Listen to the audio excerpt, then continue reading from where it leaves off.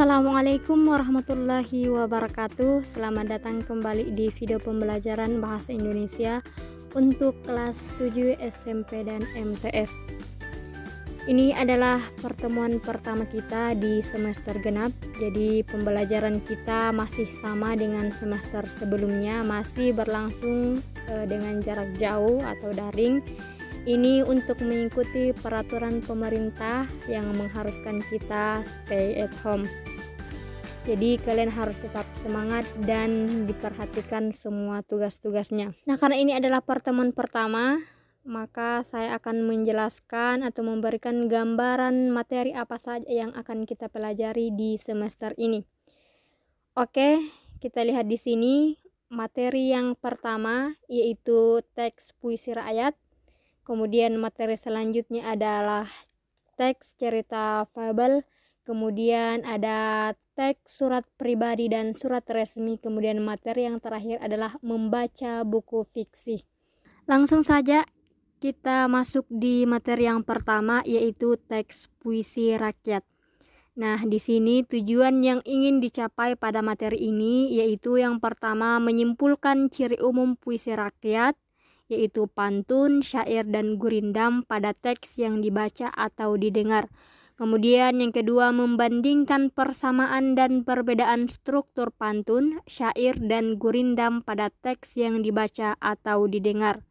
Yang ketiga, mendaftar kata atau kalimat yang digunakan pada puisi rakyat pada teks yang dibaca atau didengar. Selanjutnya, menyimpulkan isi pantun, menyimpulkan isi syair, dan menyimpulkan isi gurindam. Nah, di materi teks puisi rakyat ini yang akan kita bahas nanti adalah bagaimana sejarah puisi rakyat, kemudian pengertian puisi rakyat, dan jenis-jenis puisi rakyat. Oke, langsung kita bahas bagaimana sejarah puisi rakyat. Jadi, masyarakat Indonesia sudah mengenal puisi sekitar abad 7 Masehi. Pada masa Kerajaan Sriwijaya. Ini dapat dilihat dari penemuan prasasti yang berisi tulisan. Bukti lain, Sriwijaya juga menjadi pusat pendidikan dan kitab-kitabnya ditulis dalam bentuk puisi dan prasa. Jadi, naskah yang ada pada prasasti itu ditulis menggunakan bahasa Melayu kuno. Bentuk tulisannya itu berupa syair atau sumpah-sumpah dan bahkan kutukan-kutukan sebagai aturan kerajaan. Nah, tulisan itu akhirnya berkembang sampai di masyarakat dan digunakan pada acara adat atau ritual-ritual. Jadi bukan hanya pada kerajaan tetapi berkembang luas di masyarakat.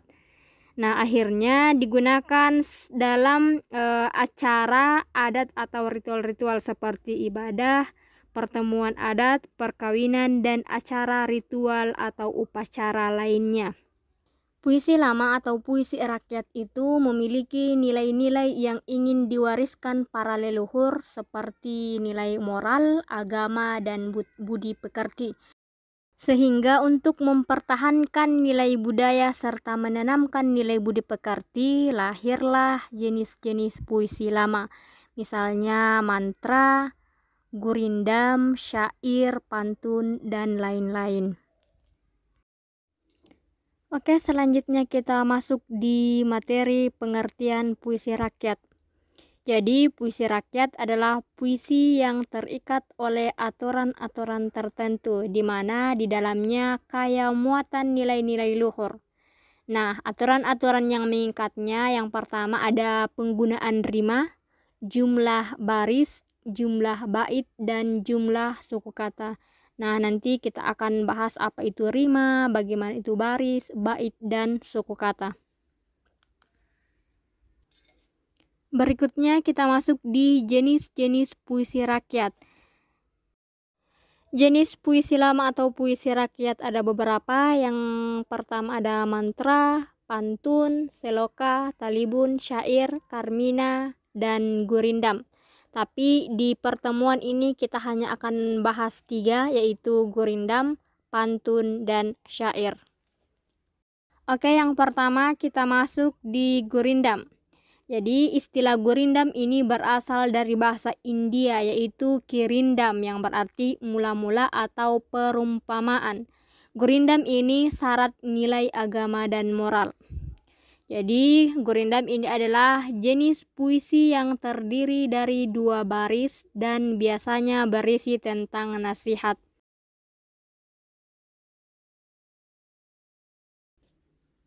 Nah, sekarang kita lihat contohnya sambil kita cocokkan dengan ciri-cirinya.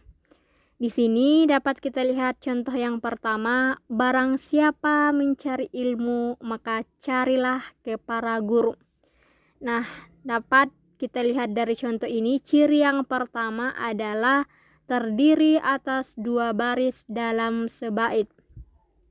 Nah, jadi yang ini barang siapa mencari ilmu itu disebut dengan 1 baris. Kemudian maka carilah ke para guru, itu juga 1 baris. Jadi 2 baris ini terhitung 1 bait, atau dalam 1 bait ada 2 baris.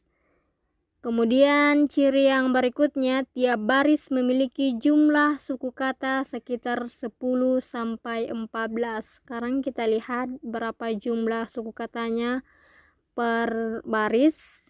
Coba kita lihat, barang siapa mencari ilmu. Nah, jadi dapat kita lihat bahwa baris pertama ini memiliki jumlah suku kata 10. Kemudian baris yang kedua, maka carilah ke para guru.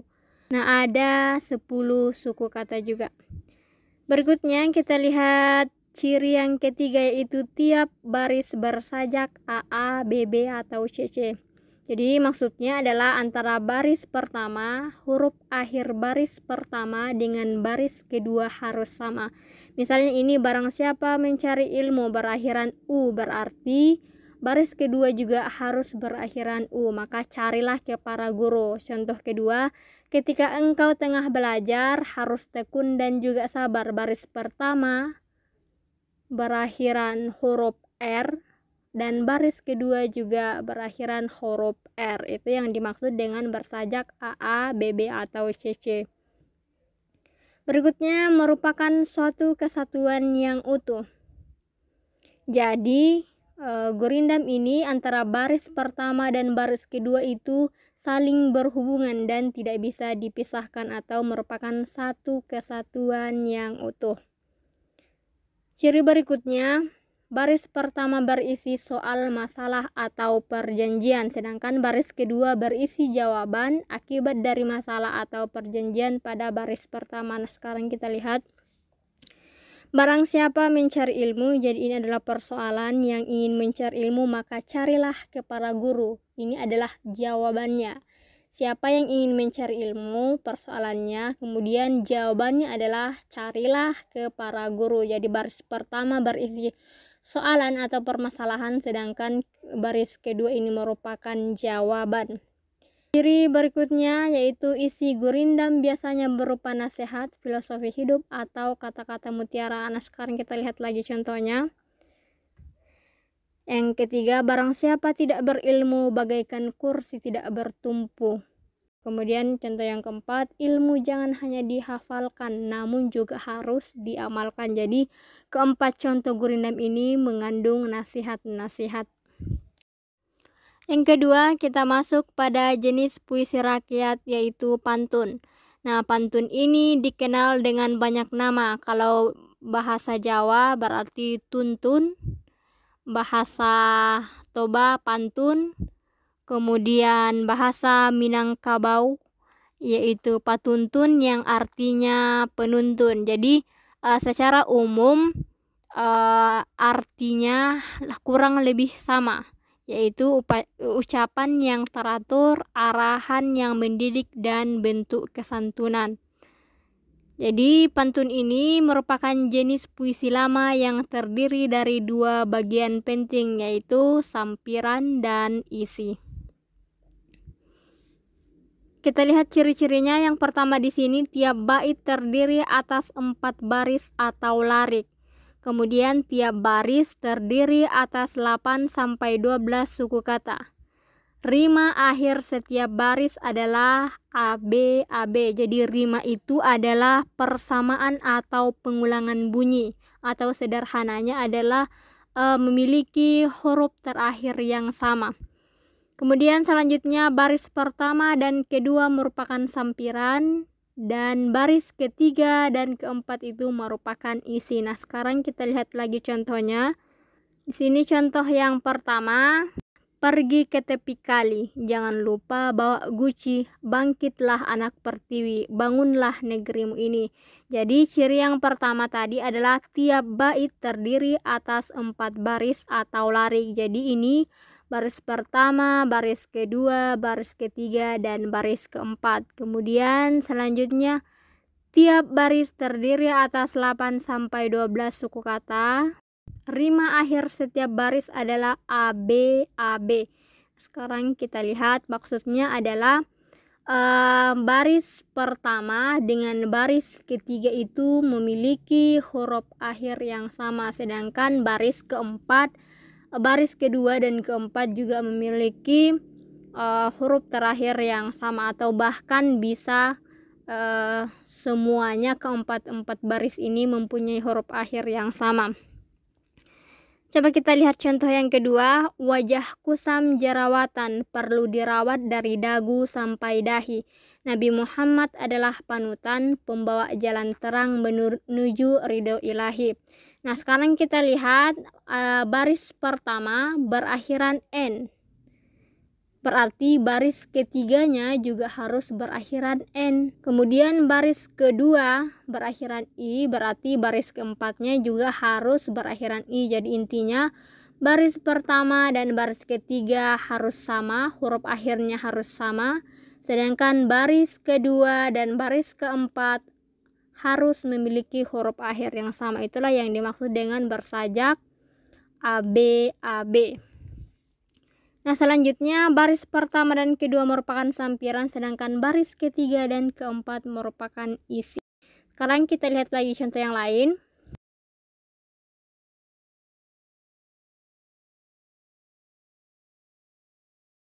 Oke, kita masuk di jenis puisi rakyat yang terakhir, yaitu syair. Jadi kata atau istilah syair berasal dari bahasa Arab, yaitu syair atau syu'ur, yang berarti perasaan yang menyadari. Kemudian kata syu'ur ini berarti puisi dalam pengetahuan umum. Jadi syair ini adalah jenis puisi lama yang tiap-tiap bait terdiri atas 4 larik atau baris yang berakhiran dengan bunyi yang sama. Kita lihat lagi bagaimana ciri-ciri dari syair. Yang pertama, setiap bait terdiri atas 4 baris. Kemudian setiap baris terdiri dari 8 sampai 14 suku kata. Bersajak A. Kemudian semua barisnya merupakan isi. Dan yang terakhir adalah bahasa yang digunakan biasanya berupa kiasan. Sekarang kita lihat lagi contohnya. Contoh yang pertama, jangan risau dengan cobaan, jangan bersedih karena kesulitan.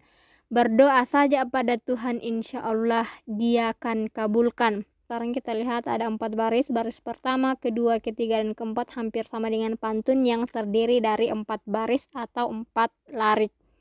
Kemudian ciri yang berikutnya, selanjutnya bersajak A. Jadi maksudnya adalah antara baris pertama sampai baris keempat semuanya berakhiran huruf yang sama. Kemudian ciri berikutnya, semua baris adalah isi. Jadi semua baris ini merupakan isi. Jadi tidak ada namanya sampiran dan isi karena semuanya merupakan isi. Oke, sekarang sudah selesai kita bahas semua dari gurindam, pantun, syair, dari ciri-cirinya sampai dengan contohnya. Nah, sekarang karena materi sudah selesai, berarti saatnya untuk tugas. Jadi tugasnya adalah jelaskan perbedaan dari ketiga jenis puisi rakyat ini. Jadi perbedaan antara gurindam dengan pantun, gurindam dengan syair, ataupun syair dengan pantun. Untuk absennya silahkan tulis nama dan kelas di kolom komentar, dan apabila ada materi yang belum dipahami silahkan dituliskan juga di kolom komentar. Oke, itu saja materi kita hari ini. Semoga dapat dipahami dan jangan lupa dicatat baik-baik dan dikerjakan tugasnya. Demikian pertemuan kita kali ini. Sampai jumpa di pertemuan berikutnya. Semoga apa yang kita dapatkan hari ini bermanfaat dan dapat dipahami. Terima kasih. Wassalamualaikum warahmatullahi wabarakatuh.